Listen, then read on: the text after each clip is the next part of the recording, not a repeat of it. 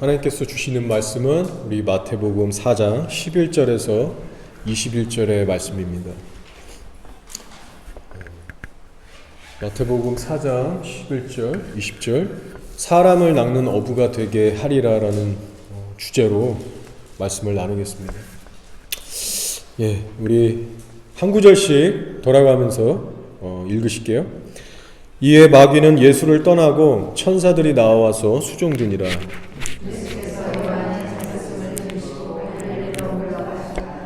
나사렛을 떠나 스불론과 납달리 지경 해변에 있는 가버나움에 가서 사시니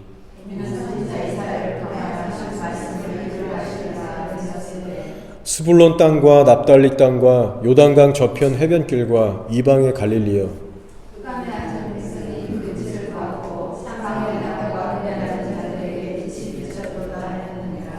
이때부터 예수께서 비로소 전파하여 이르시되 회개하라 천국이 가까이 왔느니라 하시더라.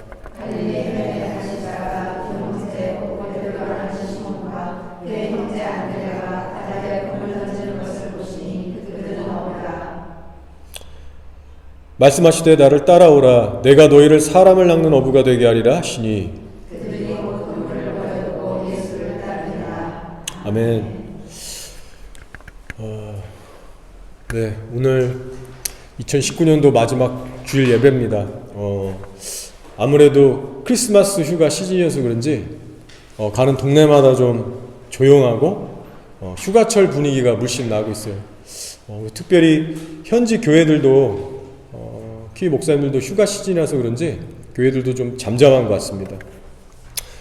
제가 이번 주에 영적으로 느낀 것은 어쩔 수 없는 이 연말의 분위기 때문에 사람들은 육신적으로 더 놀 것을 찾고 풀어지고 또 여행도 가고 이러는 시즌이기 때문에 아무래도 나라적인 영적인 분위기는 더 이렇게 풀어진다는 느낌을 받았습니다. 물론 먹고 마시고 쉬고 노는 휴가 되게 중요해요. 근데 예수님 없이 그것을 할 때 문제가 된다고 예수님께서 말씀하셨습니다. 그래서 저희 믿는 자들은 이는 휴가철 연말 때 특별히 영적으로 더 깨어나기를 힘써야 되지 않나, 그런 생각을 제가 한 주간 해보게 됐습니다. 그러면서 저도 한 해를 돌아볼 때 참 감사한 것들이 정말 많더라고요. 일일이 말할 수 없을 정도로 크고 작은 감사한 일들이 많은데 그런 마음들로 이제 하나님 앞에 고백도 하고 그렇게 잘 지냈습니다. 그리고 한편으로는 한 해 동안 저도 알게 모르게 달려왔기 때문에 좀 쉬고 싶은 그런 생각도 들더라고요. 인간적인 자연스러운 마음이죠. 근데 이제 시기적으로 보면은 저희가 장소 이전도 막 했고 여러 가지 면에서 기도했을 때 아직은 지금 쉴 때가 아니라는 마음을 받아서 일단은 제가 계속 갑니다. 그리고 주님이 허락하시면 내년 상반기쯤에 휴가를 갖고 이스라엘도 허락하시면 그때 여행도 갈 수 있고 그런 계획을 지금 갖고 있어요. 그래서 감사한 것도 떠올랐고 한편으로는 좀 쉬고 싶은 생각도 떠올랐고 그런 인간적인 마음들이 들었습니다. 그러면서 오늘 마지막 주일인데 무슨 말씀을 전하면 좋을까 나름 고심을 계속 월요일부터 했었습니다. 그래서 기도하면서 성경도 뒤적거리고 귀도 기울여보고 했는데 선뜻 이렇게 오지 않더라고요, 처음에. 그래서 어떤 말씀을 막 2페이지 이상 묵상하고 준비도 해놨는데 목요일인가 가서 그것도 아닌 것 같은 거예요. 그래서 그거를 다시 또 이렇게 내려놓고 근데 이게 막 말씀이 안 떨어지는 것 같고 이러니까 되게 답답하더라고요. 그러던 가운데 결국 하나님의 여러 가지 이런 사인들과 마음과 말씀들을 통해서 오늘의 말씀으로 인도를 받았습니다. 그래서 이것은 제가 믿기로는 제 개인적인 하고 싶은 얘기가 아니고 저의 인간적인 의도가 아니고 하나님이 이 시즌에 주신 음성이라고 저는 믿고 나누는 거예요.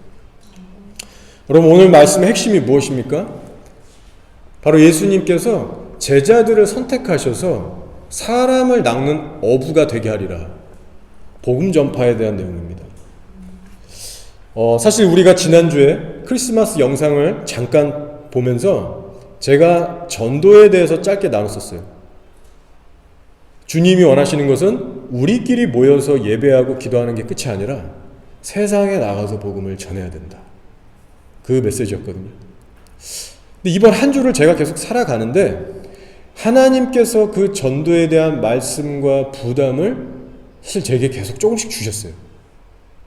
그리고 그 전도의 대상이 제가 늘상 하는 노숙자뿐만이 아니라 이제는 한국인에 대해서도 마음을 좀 더 갖게 하시더라고요. 뭐 그 전에 제가 한국인에 대해서 마음이 없었다는 게 아닙니다. 근데 이제는 좀 더 적극적으로 한국인에 대해서도 제가 여러분도 더 적극적으로 전도를 해야겠다라는 마음이 들었어요. 그래서 제가 기도하는 가운데 이게 혹시 다음 시즌으로 지금 인도를 받으면서 새롭게 주시는 방향성이 아닌가, 그런 생각을 개인적으로 해보게 됐습니다. 왜냐하면 제 삶을 돌아볼 때도 성령님께서 뭔가 늘 새로운 일을 하시기 전에는요, 어떤 새로운 부담, 열정, 마음들을 주시곤 했거든요.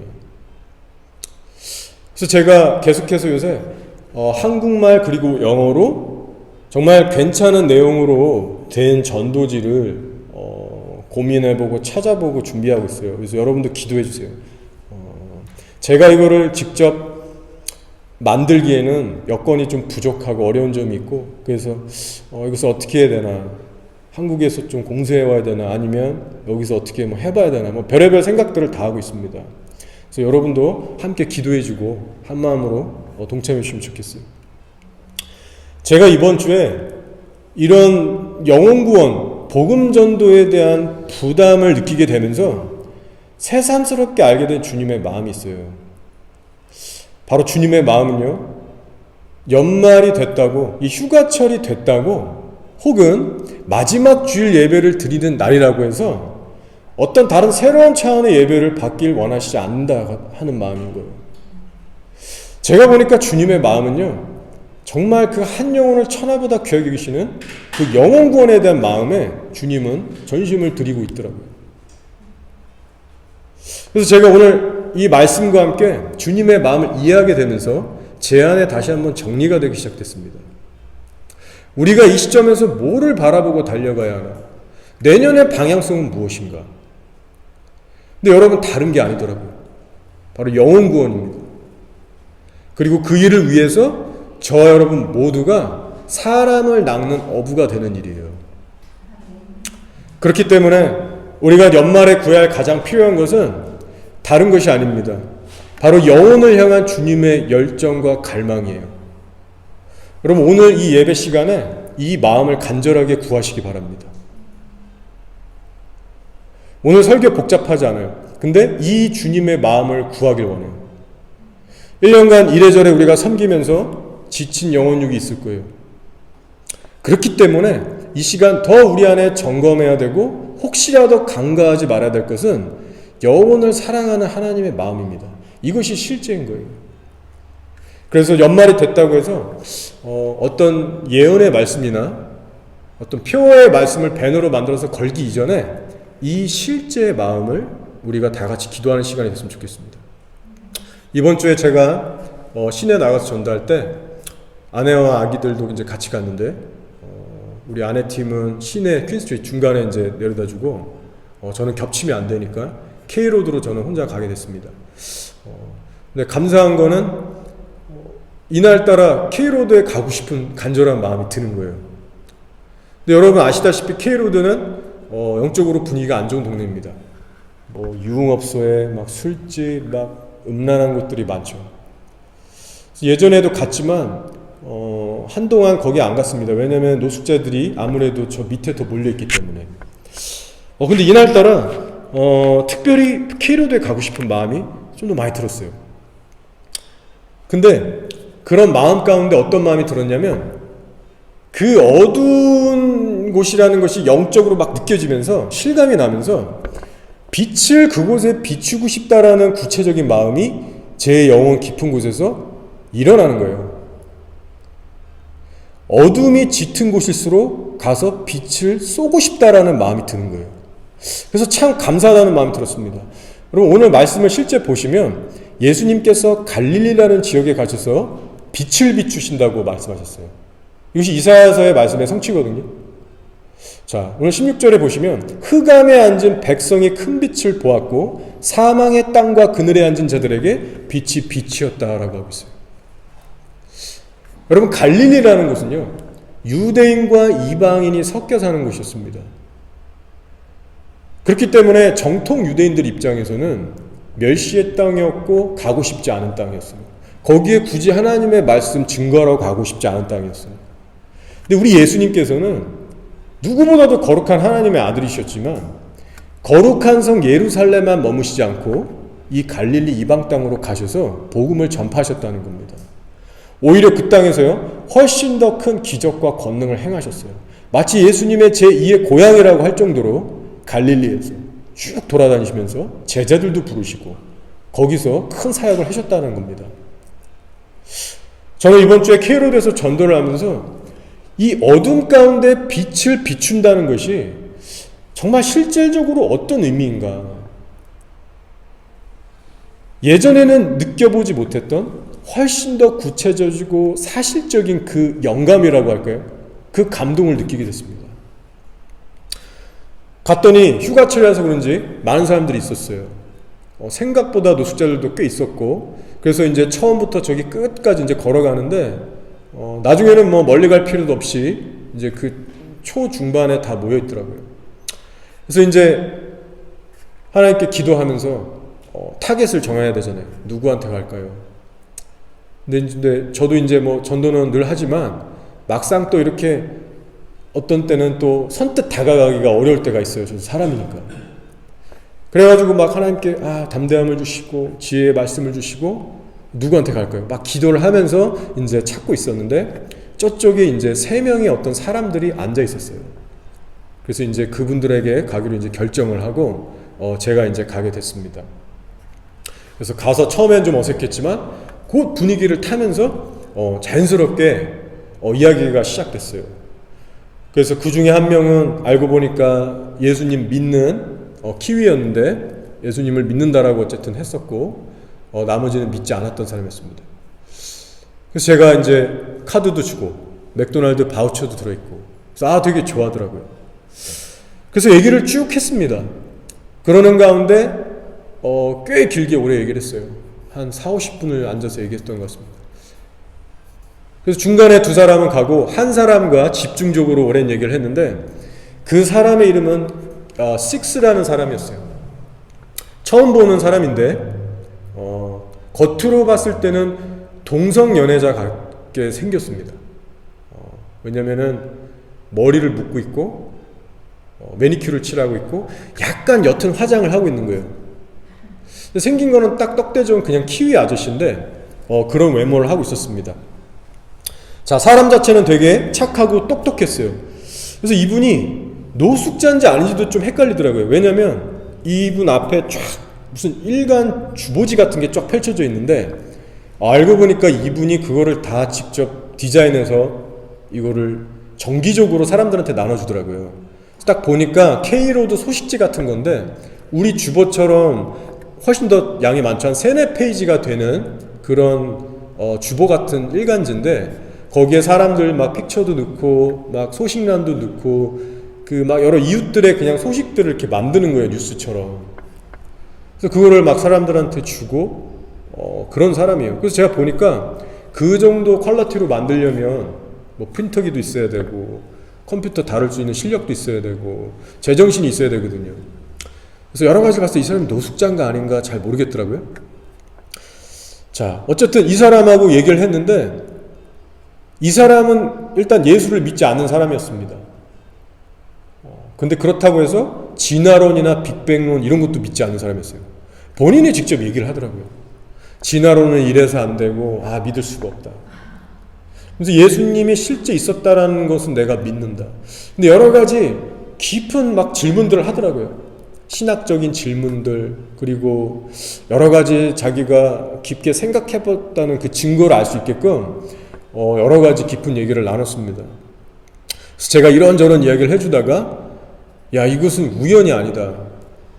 내가 기도하면서 여기를 왔고 오늘따라 내가 K로드에 와야 되는 그런 감동이 왔었고 나는 한국에서 온 목사인데 네가 지금 첫 대상이다. 그래서 너 예수님 진짜 믿어야 된다. 그러면서 복음을 전하기 시작했습니다. 천국 지옥을 얘기하겠어요. 이 친구가 중간중간 심각하게 듣더라고요. 이분의 나이는 제가 물어보진 않았지만 적어도 한 50대는 됐을 겁니다. 50대 초중반은. 자, 그래서 저도 신이 나서 막 이야기를 하는데 성령님이 도와주셔서 영어가 잘 나오는 거예요. 자, 제가 전도하면서 늘 느끼는 거지만 주님께서 반드시 전도의 현장에서 복음 전하는 자를 도와주십니다. 영어가 제 모국어가 아니라서 불편할 때가 있지만 하나님께서 순간순간 재치를 주시고 센스를 주시고 필요한 단어와 말씀들을 주세요. 여러분, 웃긴 거는 설교할 때는요, 제가 길거리에서 설교할 때는 토시 하나 안 틀리고 그거를 다 철저하게 준비해 가요. 특히 모국어가 한국어이기 때문에. 그래서 그거를 이제 읽으면서 보태면서 이렇게 하거든요. 근데 길거리에서 전도할 때는 그런 거 없습니다. 그냥 가는 거예요. 그리고 현장에서 성령님께 계속 귀 기울이면서 돌아갈 때부터 훨씬 더, 그러니까 이게 집중하면서 자유롭게 할 수 있는 거예요.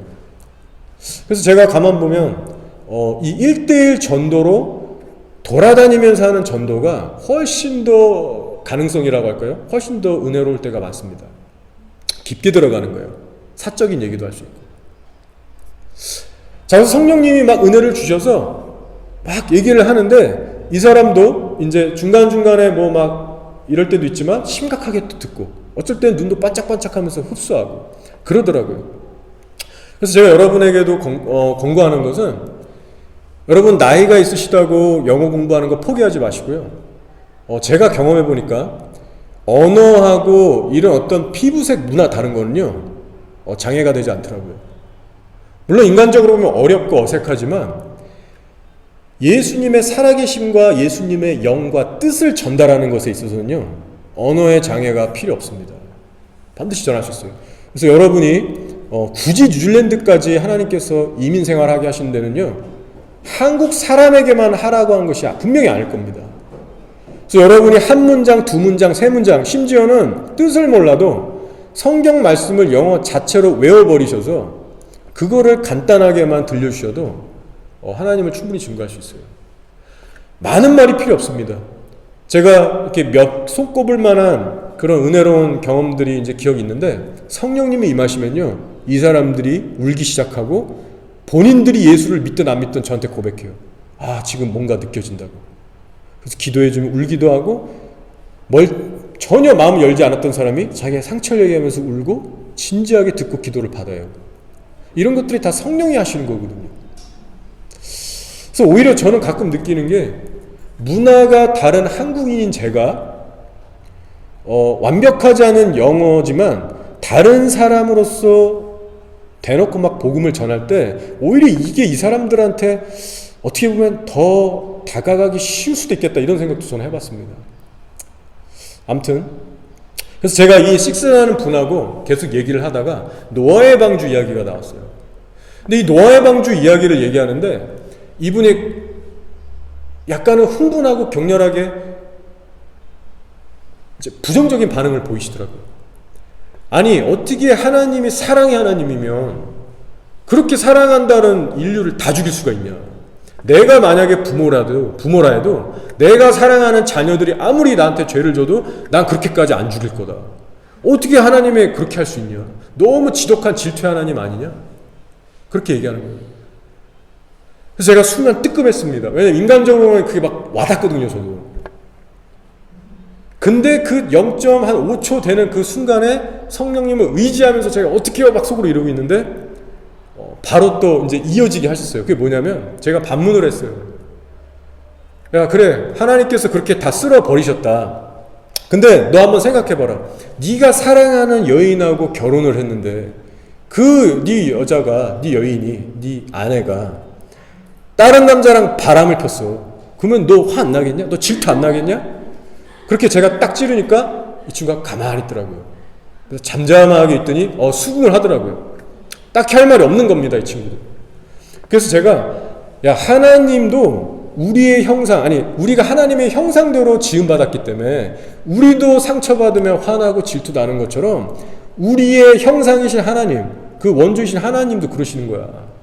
그래서 하나님도 상처받고 질투하고 화날 수가 있는 거야. 근데 하나님은 사랑의 하나님이기 때문에 우리를 구원하시기 위해서 주님은 우리를 끝내 지옥에 보내시는 것이 궁극적인 목적이 아니고 회개하면 용서해 주시는 구원이 목적이신 하나님이시다. 그래서 노아의 방주를 심판하기까지 노아를 통해서 그 120년인가요? 그죠? 수십 년 동안 회개의 메시지를 전하고 오래 참아주신 그 무드셀라의 나이가 1000년이 될 때까지 거의 버티고 참으신 그 하나님에 대해서 제가 나눴어요. 그러면서 죄가 뭔지를 얘기를 해줬습니다. 죄의 뿌리는 단순히 어떤 거짓말했네, 음란죄를 졌네 이런 것이 아니라 죄의 뿌리는 하나님의 주권을 인정하지 않고 내가 스스로 선과 악을 정해서 내가 주인된 삶이 죄악의 뿌리고 핵심이다. 그래서 이제 복음을 설명하기 시작했어요. 이 사람이 듣더라고요. 아담과 하와 얘기부터 쭉 가서 그 얘기를 해줬습니다. 자, 감사한 것은 이 사람이 어쨌든 뭐 듣든 안 듣든 그 긴 시간 동안 하나님의 복음이라는 이 말씀을 이 사람에게 뿌린 거예요. 이거는 성령의 도우심이 없으면 그거는 환경이 될 수 없었습니다. 자, 근데 아쉽지만 그 사람은요, 그 시각에 예수님을 영접하지는 않았어요. 왜냐하면 이 사람에게는 사람이 하나님 앞에 얼마나 악한 죄인인지에 대해서 아직 그 심각한 자각이 없습니다. 그래서 뭐 받아들일 수가 없는 거죠, 지금은. 근데 정말 감사한 것은 헤어지기 전에 정말 진심으로 이래저래 정말 깊은 인사이트를 줘서 고맙고 내가 진지하게 심각하게 한번 이 부분 생각해 보겠다. 말뿐인지는 모르겠지만 그렇게 이제 인사하고 제가 일어났어요. 이제 일어났는데 40-50분 동안 쭈그려서 얘기하니까 다리가 저려가지고 쩔뚝쩔뚝거리면서 이제 제가 갔어요. 근데 이런 일이 빈번하게 일어납니다. 그래서 쩔뚝쩔뚝 걸어가는데 다리가 뭐 그런 거는 아무것도 아니고 제 마음이 답답하고 좀 슬프더라고요. 그러면서 제 안에 정리되는 말씀들이 있었습니다. 노아의 방주 사건 이런 거는 정말 죄가 깨달아지지 않는 일반 세상 사람들에게는 정말 잔인한 하나님의 그 일로밖에 안 보이겠구나. 하나님 정말 폭군처럼만 느껴지고 도저히 받아들일 수 없는 그 싫은 존재가 되겠구나. 인간적으로 정말 공감해 가면서 그러나 동시에 내가 정말 괴수 중에 괴수라는 이 죄인인 걸 깨달으면 하나님의 그 홍수의 심판은 누구보다도 정당합니다. 그것을 내가 비록 내 친척과 가족과 친구들이 그 홍수에 죽었다 할지라도 하나님은 100번 잘했고 옳으십니다. 라는 그 깊은 진심 어린 고백이 나오게 되잖아요. 정말 인정할 수 있게 되는 겁니다. 그래서 정말 이 복음에 대해서 내가 알고 있다라는 것이 하나님 앞에 얼마나 큰 복이고 이게 정말 희귀한 은혜인지 거리에서 다시 한번 저는 느끼게 됐어요. 여러분, 많은 사람들이요, 제가 전도하면서 현실 속에서 제가 경험담을 말씀드리는 겁니다. 많은 사람들이 노아의 방주 사건이나 선악과의 사건을 가지고요 하나님을 대적하는 사람들이 대부분입니다. 그들의 공통적인 불만은 이거예요. 왜 하나님이 살아계시면 선악과를 굳이 만들어서 우리를 골탕 먹이고 죽이셨냐? 어차피 다 쓸어버리실 거 왜 우리를 만들었냐? 이런 레파토리입니다. 자, 근데 놀라운 것은 뭐냐면요, 자기의 사랑하는 아들 예수를 그 끔찍한 십자가의 사형틀에 내어주신 하나님에 대해서는요 원망하는 사람 한 명도 못 봤어요. 무슨 말인지 이해 가세요? 어떻게 하나님은 자기의 그 사랑하는 아들을 어떻게 우리 죄인들을 위해서 그렇게 끔찍하게 내어줄 수 있냐? 이 하나님의 크신 사랑에 대해서 토다는 사람은 아무도 없어요. 그냥 잠잠하고 넘어갑니다. 여러분, 그러니까 이것이 얼마나 큰 모순입니까? 심판하시는 거룩한 하나님은 보란듯이 대적하면서 정작 우리의 죄를 위하여 죽으신 예수님의 희생, 그 사랑을 얘기할 때는 은근슬쩍 넘어가는 거예요. 여러분, 저는 이런 실제의 사람들의 반응 속에서 우리 인간의 본성이 얼마나 타락했는가를 보게 됩니다.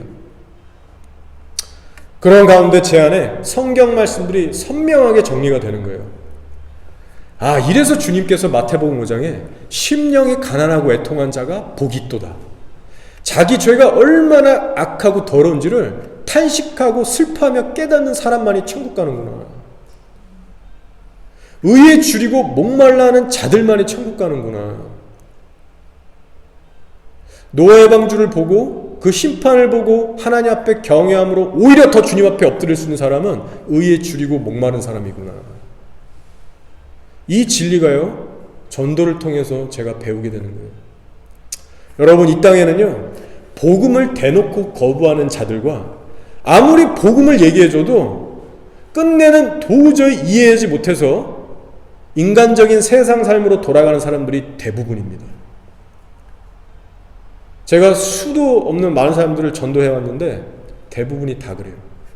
여러분, 정말로 십자가를 만나서 천국을 향해서 오늘 하루하루를 살아가는 사람들은요, 세상에 정말 극소수입니다. 그래서 제가 이 현실이 피부로 느껴질 때마다 두렵기도 하고 탄식이 나오게 돼요. 그래서 그날도 캐로드에 내려오면서 오클랜드를 향해서 정말 부족하지만 슬픈 마음을 하나님께 중보기도 하면서 내려왔습니다. 전도하는 것 자체는 기쁘고 복된 일이고 당연히 해야 되는 사명이지만 복음이 거부되는 그 현장을 경험하는 것은요, 기분 좋은 일은 아니에요, 사실. 그러나 안 할 수가 없잖아요. 주님께서 발에 먼지를 털고 너 이제 그만해라라고 할 때까지 우리는 전진해야 합니다. 그래서 오늘 11절의 말씀이 뭐라고 하죠? 이에 마귀는 예수를 떠나고 천사들이 나와서 수종하니라. 제가 이 말씀부터 컷해서 오늘 처음 읽은 이유가 있습니다. 여러분, 이 말씀의 배경을 아실 거예요. 바로 예수님께서 40일 동안 광야에서 시험을 받으시고 이제 막 패스하신 상황이에요. 자, 핵심은 복음 전파의 사명을 이제 감당하셔야 되는데 그 복음을 전하는 자로 나서기 이전에 먼저 이 광야의 영적 전쟁이 있었다는 겁니다. 그리고 이 광야의 시험을 이기셨다라는 거예요. 여러분, 저와 여러분이 성령의 인도를 따라서 정말 복음을 전할 수 있는 자가 되려면요, 반드시 마귀와의 싸움에서 이기는 신앙생활로 나가셔야 합니다. 제가 이 본문 말씀 마태복음 5장 처음에 사장이니까 나와 있잖아요. 저뿐만 아니라 많은 성도님들이 이 부분에 대해서 모르는 사람이 없습니다. 지식적으로 모르는 사람이 없어요. 그리고 하도 많이 봤기 때문에 이 말씀에 대해서 깊게 생각하는 사람도 많이 없을 겁니다. 근데 저는 이 시간에 어떤 학문적으로 깊게 파자는 게 아니고 정말로 광야에서 마귀와 싸우는 삶을 사느냐, 이게 진짜 뭔지를 아느냐, 정말 이 과정을 통과했느냐, 이것을 저는 나누고 싶은 거예요. 저도 이제 와서 제가 이만큼 복음 알고 이만큼 살아보려고 애쓰고 이만큼 전도하면서 애써 보니까 이 본문이 조금 더 이해가 시작하는 거예요. 자, 예수님께서 광야에서 40일 동안 마귀하고 붙으셨어요. 자, 근데 이 영적 전쟁의 본질이 뭡니까? 눈에 보이는 무서운 마귀 막 축사한 게 아니잖아요. 자, 바로 육신의 정욕, 안목의 정욕, 이생의 자랑, 이 세 가지의 영역의 싸움이었어요. 자, 출애굽 1세대가 이집트에서 나오자마자 광야에서 사단과 붙었던 싸움이 이 똑같은 싸움입니다. 바로 이게 선악과의 싸움이기도 하거든요.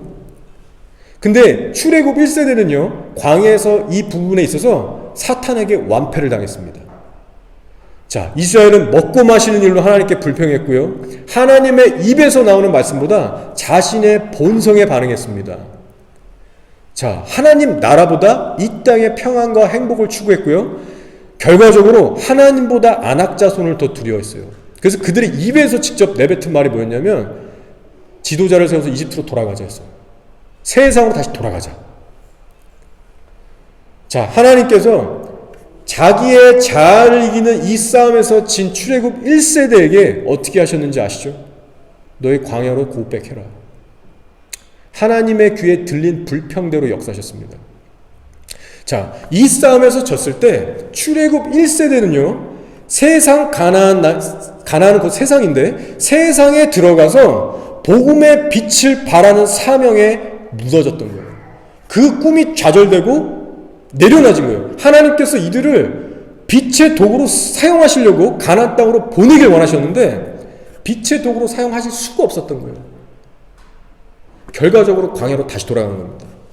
자, 다시 광야로 돌아가서 시험 도마에 올랐어요. 시험 도마에. 여러분, 이 이스라엘 출애굽 1세대가 40년 동안 광야에서 돈 뺑뺑이는 사건은요, 다윗이 엔게디 광야나 10광야 정말 그 한 12, 3년 동안 사울에게 쫓긴 광야 생활하고 질적으로 다른 겁니다. 다윗은 하나님께 충성하고 사랑하는 가운데 더 정금과 같은 자로 만들기 위해서 주님이 이유 있는, 목적 있는 권한을 주신 거고요. 이 출애굽 1세대가 광야로 돌아가서 40년 동안 산 것은요, 구원의 시작부터 제대로 껴야 되는 상황이었던 거예요. 얘네가 진짜 내 입에 나오는 말씀으로 사나 안 사나, 이들의 중심이 정말 나를 경외하나 경외하지 않나, 이들의 믿음이 정말 살아있는 믿음인가 죽은 믿음인가, 이것을 시험한 것이 40년의 광야 생활이었어요. 자, 그러나 우리 예수님께서는 똑같은 광야에서 마귀하고 싸우실 때 어떻게 하셨습니까? 이기셨어요. 절대적인 순종을 보이셨어요. 말씀에 완전히 순복하셨어요. 여러분 기억하세요. 오늘날 우리가 세상에 나가서 복음에 대해서 이야기하는 것은요, 아무나 할 수 있지만 하나님께서는 아무나 쓰시지 않습니다. 무슨 말이냐면, 내가 죄 가운데 묶여 산다면 내가 예수님에 대한 성경 지식은 전할 수 있지만 어둠 가운데 가서 빛을 비출 수 있는 도구가 안 되는 거예요. 자, 이 영적 상태가 바로 출애굽 1세대의 상태였습니다. 그들에게 하나님에 대한 지식은 있었지만 진리의 빛을 발할 그릇이 안 됐던 거예요. 그 결과 가나안 땅, 즉 세상에 못 들어갔습니다. 복음 전파 사명이 막힌 거예요. 여러분, 우리가 날마다 죄와 싸우는 일은요, 성령 안에서 나의 개인적인 구원을 이뤄가는 일임에 동시에 누군가에게 복음을 전할 수 있는 자로 만들어지는 과정입니다. 여러분, 그래서 진리의 용사가 되시기 위해서 반드시 마귀와의 싸움, 죄와의 싸움에서 우리는 고수가 되어야 합니다. 자, 그래서 예수님께서 지금 친히 성령에 이끌려서 마귀와 싸우는 모습을 친히 보여주셨어요. 샘플로 보여주셨어요. 그리고 말씀하신 거예요. 나를 따르면 너희도 이렇게 살아야 된다. 이 과정을 반드시 통과해야 된다. 그리고 나서 말씀들이 진행이 순서가 이루어지는 겁니다. 그래서 오늘 우리가 읽은 말씀의 진행 순서는요, 우리들이 실제 삶 속에서 따라가서 살아내야 될 순서로 진행되고 있는 거예요. 자, 마귀와의 싸움에서 이기셨어요. 예수님께서 그리고 바로 이어서 뭘 하십니까? 이때부터 회개하라, 천국이 가까웠도다. 광야에만 계시지 않고 세상 사람들이 바글거리는 동네로 다니셨어요. 빛을 발하셨어요. 자, 이 일이 어느 시점에 일어났냐? 마귀와의 싸움에서 승리 후에 일어났다는 것을 여러분 기억하세요. 여러분, 예수님의 부르심을 받은 저희들은요, 우리의 악한 자아와 싸우는 것이 최종 목적이 아니에요. 예수님의 은혜로 저 여러분이 복음이 정말 뭔지를 깨달았고 죄와 싸워가는 그런 존재들이 됐습니까? 그럼 이제 세상에 가서 복음을 전할 때라는 거예요. 이 땅의 영혼들을 위해서 매일같이 우리가 중보기도도 하지만 이제는 또한 나가서 사람을 낚는 어부가 되게 하시는 거예요. 이것이요, 말의 뉘앙스가 그렇습니다. 내가 너희들을 사람을 낚는 어부가 되게 하리라. 주님이 하시겠다는 거예요. 우리가 정말 성령의 인도를 따르잖아요. 세상으로 나갈 수밖에 없게끔 내모세요. 그것이 제가 실제로 경험하는 하나님의 손길입니다. 절대로 교회 안에만, 집 안에만, 믿는 자들끼리만 머물게 하지 않으세요.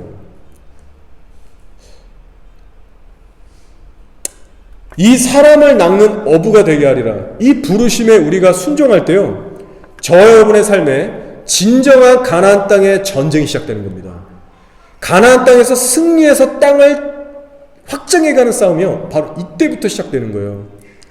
여러분 자신의 신앙만 겨우 지켜내는 광야 신앙이 아니라 세상에 나가서 그들을 묶고 있는 세상신을 쳐 부수고 어둠에 있는 자들에게 빛을 발해서 빛으로 이끄는 사역, 이것이 바로 가나안의 신앙입니다. 자, 이것이 바로 여호수아와 갈렙의 신앙이요, 다윗의 신앙인 거예요. 그래서 우리들의 영적 소속은요, 딱 두 가지입니다. 내가 지금 광야에서 나홀로 갇혀서 겨우 내 신앙 하나 지키는 신앙 수준인가, 아니면 가나안 땅에 가서 내가 정말 안악자손들과 싸우면서 그 땅을 점령하고 빛을 발해서 영혼들을 죽게 인도하던가. 두 가지예요. 중간지대가 없다라는 거예요. 하나님 보시기에. 광야 아니면 가나안입니다. 따라서 여러분 2020년도를 맞이하는 이 시점에서 저와 여러분의 믿음과 용기와 결단에 있어서 정말 큰 도약이 있기를 축원합니다. 우리는 용사가 되어야 돼요. 한국인이건 외국인이건 상관없어요. 저는 전도하다 보니까 그냥 멀쩡한 키위들한테도 하게 됐거든요. 키위에서 내려오다가 너무 좋더라고요. 그래서 저는 이제 물불 안 가리고 더 하려는 그런 도전들을 계속 받고 있습니다. 주님께서 제 안에 여시는 거예요. 그래서 제가 노숙자 사역도 언제까지 하게 될지 모르겠지만 아무튼 그렇게 주님을 저는 이제 의지하면서 가야겠죠. 자, 그래서 여러분 하나님께 오늘부터요 간절하게 한번 기도해 보세요. 하나님 경외함을 잃어버린 이 땅의 세대들에게 복음을 담대히 전할 수 있는 내가 되게 해달라고. 한국말로든 영어로든 발짓으로 하든 뭐로 하든, 그리고 그들이 듣든 안 듣든 간에 전할 수 있는 자로 나를 만들어 달라고 여러분 기도로 부단히 준비하시기 바랍니다. 제가 나중에 전도지가 준비되면요 여러분에게 드릴 거예요. 그럼 여러분들이 여기 북쪽에 있는 몰에 가시든가 시티에 나가시든가 흩어지셔서 복음을 전해보세요. 여러분의 삶에 실질적으로 이렇게 구체적인 전도가 이루어져서 여러분의 입으로 복음이 선포되는 그 사역이 정기적으로 여러분 이루어질 때요, 여러분이 지금 겪고 계시는 영적 전쟁 이상을 경험하게 되실 겁니다. 이 영적 전쟁은요 단순히 교회 생활을 단정히 하고 봉사하고 섬기는 영적 전쟁을 웃돌아요. 왜냐하면 사단은 복음을 전파하는 그 사람을 반드시 칩니다. 그래서 여러분 복음 전파 사명을 위해서요 여러분 스스로를 준비하세요. 지금 하시던 대로 하시면 안 되고 정말로 영적으로 깨서 기도하세요. 제가 밤낮 기도하면서 늘 경험하는 것은요, 하루에 1시간만 딱 정해서 기도하는 것도요 제대로 하려면 그거 힘듭니다. 무슨 말이냐면 영적 원리가 그래요. 예를 들어 저녁 7시, 8시에 1시간 기도한다고 쳐봐요. 근데 날마다 내가 싸워내야 될 영적인 진과 공격들이 다르거든요. 날마다 나의 무드와 감정이 다르거든요.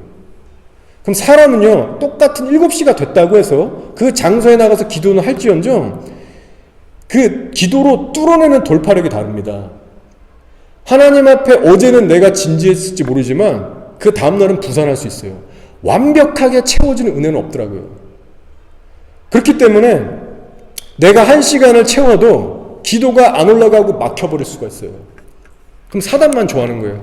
그러면은 내가 1시간만 기도할 게 아니라 더 센 기도를 올리기 위해서 그 전부터 내가 오늘 아침부터 상황이 안 좋으면 하나님 앞에 더 기도하는 거예요.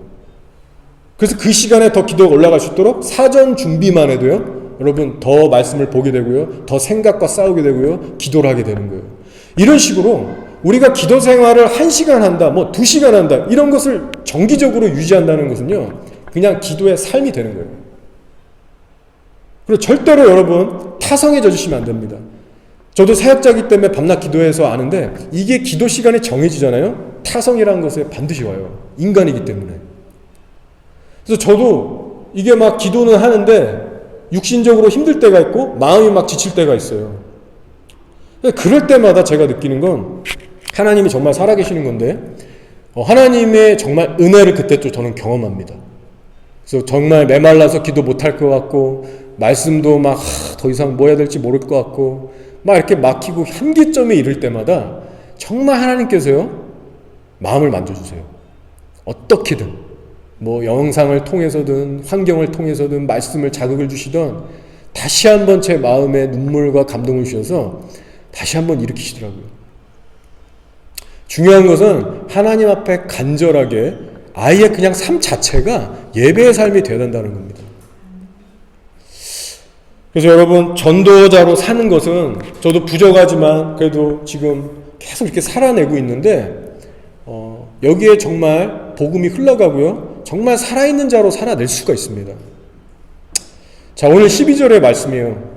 예수께서 요한이 잡혔음을 들으시고 갈릴리로 물러가셨다가, 자, 예수님이 정말 사랑하시는 제자 사도 요한이, 세례 요한이죠. 세례 요한이 복음 전하다가 감옥에 갇혔어요. 그리고 얼마 후에 이제 죽습니다. 예수님이 이 끝을 다 아셨어요. 얼마나 슬프셨겠어요, 인간적으로. 가서 방문도 하고 싶고 뭐 기도도 해주고 싶고 조언도 해주고 싶었겠지만 예수님 그냥 내버려 두시고요, 자기도 복음 전하러 떠나십니다. 여러분, 예수님께서 너희는 나를 따르기 위해서 너희의 십자가를 지고 너희를 부인하고 나를 따르라고 하셨어요. 말씀하실 때 나를 따라오라, 내가 너희를 사람을 낚는 어부가 되게 하리라 하시니. 여러분, 낚시꾼은요 집에만 있지 않습니다. 낚시꾼은요 뉴스로 날씨 모든 것을 체크하면서 무조건 나가요. 비가 와도 나가고 해가 쪄도 나갑니다. 그리고 입질이 오든 안 오든 포기하지 않고 낙심하지 않고 낚싯대를 던져요. 그리고 이 바다 저 바다 돌아다니면서 계속 돌아다닙니다. 이것이 낚시꾼이죠. 어부였던 베드로에게, 그 형제들에게 예수님께서 지금 기가 막힌 비유로 말씀하신 거예요. 날마다 고기를 잡는 일을 했던 그 사람들, 밤낮 고기로 먹고 살았던 사람들, 이제는 너희가 밤낮 전도해야 된다. 근데 여러분, 이 부르심이요 예수님을 믿는다라는 제자들 모두에게 주신 부르심이라는 거예요. 여러분, 오해하지 마셔야 될 게, 제가 막 여기 뭐 막 전도해서 막 채워라, 나 대신 채워라, 그런 거 아니에요. 여러분도 어떤 의도적으로 인간적으로 제 메시지를 듣지 마세요. 이거는 하나님이 심판대에 서면 여러분에게 다 물어보실 거예요. 너희는, 내가 기뻐하는 거는 한 영혼이 나에게 돌아오는 건데 그 영혼에게 다가가서 복음 전한 게 얼마나 되냐. 제 삶을 뒤돌아보면 주님께서 분명하게 제 삶을 만드시고 이끌어 가시는 그 윤곽이 선명하게 보여요. 저로 하여금 교회 내에서 뭐 기도만 하고 기타만 치고 뭐 설교꾼이 되게 하지 않으셨습니다. 자, 바로 야고보서 1장 27절의 말씀대로 이루셨는데요. 자, 야고보서 1장 27절 아시잖아요. 하나님이 보시기에 더럽고 정말 그 더러움이 없는 경건, 주님이 인정하시는 경건은 환난에 처한 과부와 고아를 돌볼 뿐만 아니라 세상 속세에서 자기를 지키는 자라고 하셨어요. 자, 내 죄, 내 자아하고만 싸우는 사람이 아니라 믿는 자든 안 믿는 자건, 어려움에 처하든 안 처하든 영혼들에 가서 복음을 전하고 섬기라는 메시지입니다. 이 두 가지가 합쳐졌을 때 주님께서 인정하시는 경건이라는 거예요. 이것이 거룩이라는 거예요.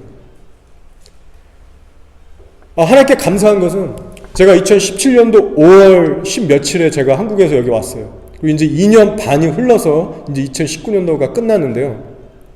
제 인생에 있어서 이렇게까지 제가 부족하지만 전도를 많이 해본 적이 없습니다. 평일에도 그렇게 계속 나가서 그렇게 많은 사람들을 만나고 전도하고 했던 것들. 근데 특별히 외국인들에게 제가 이렇게까지 복음 전하게 될지 몰랐어요.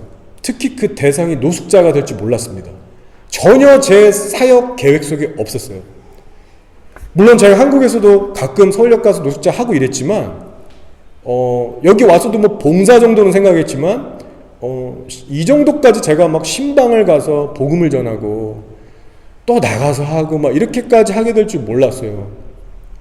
제가 제 스스로 뭐 잘난 척하는 게 아니라 제 계획 안에 전혀 없었던 사역이지만 하나님이 어떻게 제 사역에 간섭하셨고 지금까지 저를 훈련시키시고 인도해 오셨는지, 그 하나님을 제가 나누자고 하는 겁니다. 그 살아계신 하나님이 어떤 것을 좋아하시고 어떻게 실제 말씀이 우리 삶 가운데 이뤄가게 하시는가, 이 실제를 여러분하고 나누는 거예요. 그래서 이번 주 월요일 저녁에도 그 티아리끼라는 노숙자 아파트에 갔어요. 여러분이 기도해 주셔서 감사한데 스테이크를 사서 갔어요. 프라이팬이 없어서 제가 가져갔고 주고 왔습니다.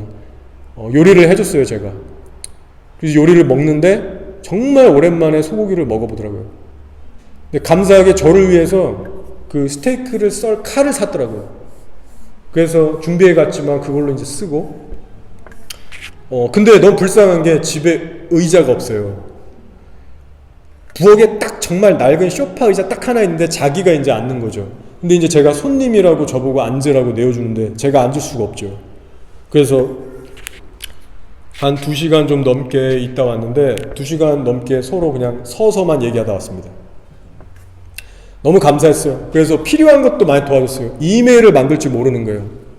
30불짜리 심카드도 없고 그 통신사랑 연결도 안 된 핸드폰도 안 터지는 정말 꽂은 핸드폰 하나 있는데 그거에다가 정말 느려요. 뭐 딱 누르면 인터넷은 옆집 거 빌려서 쓰는 거예요.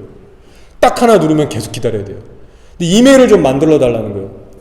그래서 그 이메일 계속 한참 걸려서 만들어주고, 그리고 나서 이런저런 얘기 들어주다가 이분이 1966년생이더라고요.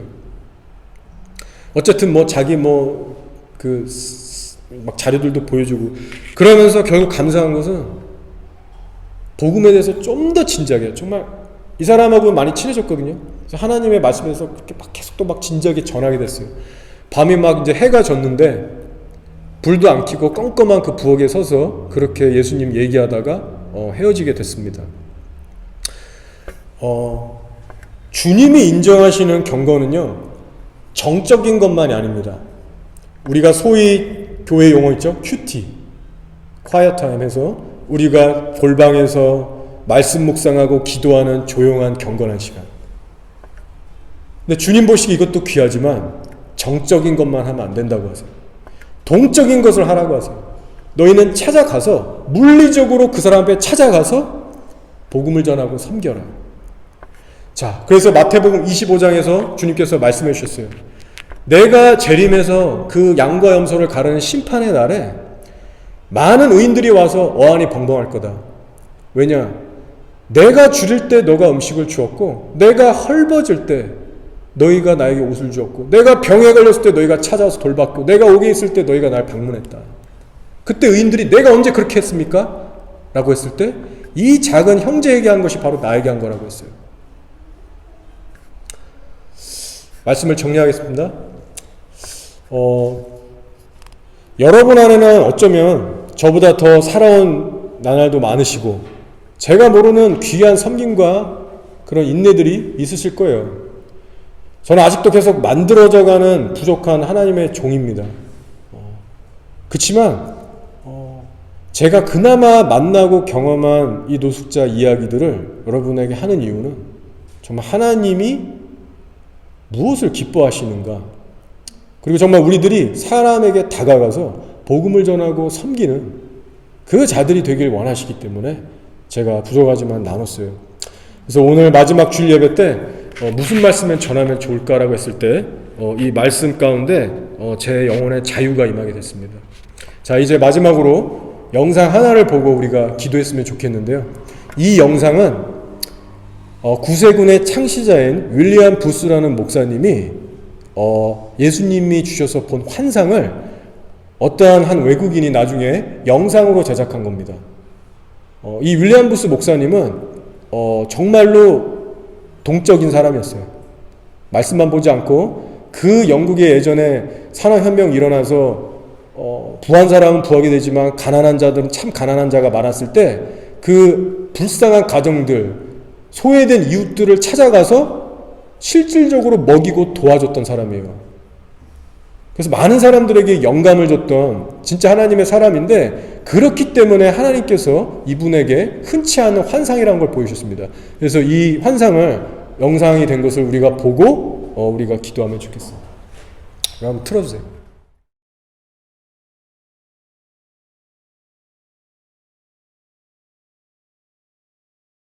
I had a vision. I saw a dark and stormy ocean. In that ocean, I thought I saw multitudes of poor human beings plunging and floating and shouting and shrieking, cursing and struggling and drowning. And out of this dark, angry ocean, I saw a mighty rock that rose up with its summit towering high above the stormy seas. And all round the base of the rock, I saw a vast platform. And on this platform, I saw with delight a number of the poor wretches continually climbing out of the angry ocean. And I saw that some of those who were already safe on the platform were fervently helping the poor creatures still in the angry waters to reach safety. But something puzzled me. Although they had all been rescued at one time or another from the ocean, nearly everyone seemed to have forgotten all about it. Anyway, the memory of its darkness and danger no longer troubled them. And what was equally strange and perplexing to me was that most of these people did not seem to have any care, that is, any agonizing care, about the poor perishing ones who were struggling and drowning right before their eyes. But then I saw something wonderful. I saw a great being from above come straight from his palace, right through the dark clouds, and he leapt right into the raging sea among the drowning people. And there I saw him toiling to rescue them until the sweat of his great anguish ran down in blood. And he was continually crying to those already rescued, to those whom he had helped with his own bleeding hands, to come and help him in the painful and laborious task of saving the lost. But the strangest thing of all was that those on the platform to whom he called were so taken up with their trades and professions and money saving and pleasures and families and community and gatherings and religions and arguments about it that they did not respond to the cry that came to them from this wonderful being who had himself by his Spirit gone down into the sea. And so the multitude went on struggling and shrieking and drowning in the darkness. And then I saw something that seemed stranger than anything that had happened before in this very strange vision. Those whom this wonderful being cried out to come and help him in his difficult task were always praying and crying to him to come to them. Some wanted him to come and stay with them and spend his time and strength in making them happier. Others wanted him to come and take away various doubts and misgivings they had concerning the truth of some letters which he had written them. Others wanted him to come and make them feel more secure on the rock, so secure that they would be totally sure they would never slip off again. They used to meet and get as close to the rock as they could, and looking towards the mainland where they thought the great being was, they would cry out, "Come to us, come and help us." But all this time, he was down among the poor drowning creatures, crying to them in a hoarse voice, "Come to me, come and help me." And then I understood it all. It was plain enough. That sea was the ocean of life, the sea of real actual human existence. Those multitudes of people struggling in the stormy sea were the billions of sinners from every race, language, and nation. That great sheltering rock was Calvary, the place of the cross, and the people on it were those who had been rescued from sin and hell and who professed to be followers of Jesus Christ. That mighty being who called to them from the tempest was the Son of God, the same yesterday, today, and forever, who is still struggling to save the dying multitudes about us from this terrible doom of damnation, and whose voice can be heard above the music and machinery and noise of life, calling on the rescued to come and help him save the world. My friends in Christ, you are rescued from the waters. You are on the rock. Jesus is in the dark sea, calling on you to come and help him. Will you go?